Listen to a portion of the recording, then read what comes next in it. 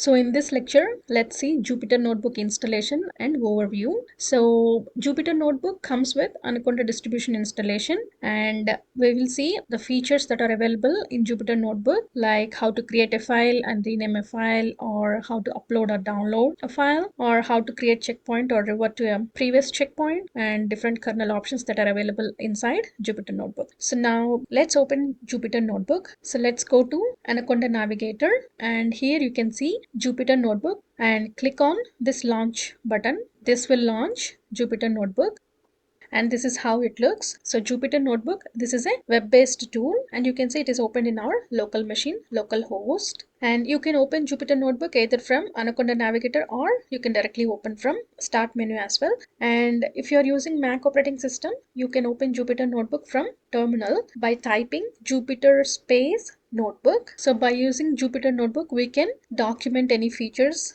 very easily because it has Markdown feature. So for example, here you can see you have the new, you can create Python 3 terminal console, new file or folder.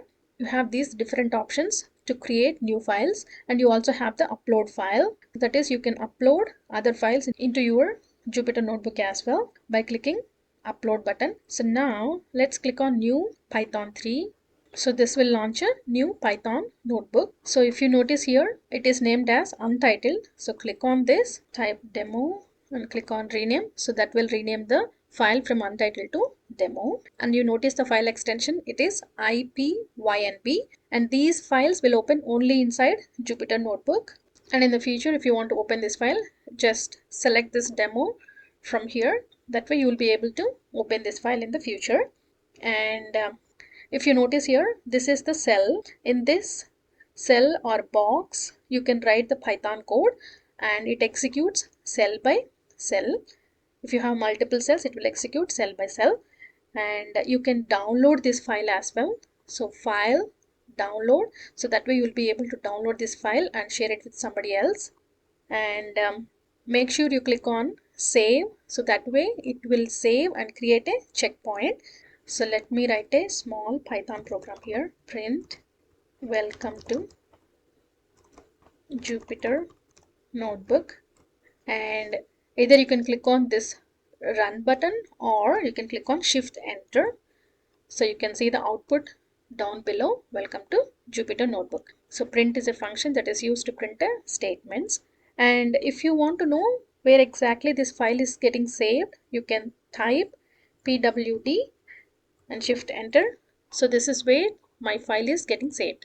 PWD means present working directory. And if you want to see the different options that are available here, click on file and you can create new files here, and you can also save it. You can rename, or you can reload notebook from disk, or you can revert to old checkpoint. Let's say if you want to revert to some other version, you can do that as well, or you can download, or you can save and export into different formats. You have different formats available, PDF, HTML, etc. And you can log out or shut down as well. And edit, you have different edit options here and different view options here. And run, we already saw how to run a Python file. And kernel, here in case if you want to interrupt the kernel, let's say if your program runs forever, then you can just click on this interrupt kernel, or you can restart the kernel, or you can shut down or change kernel, and you have different settings available as well.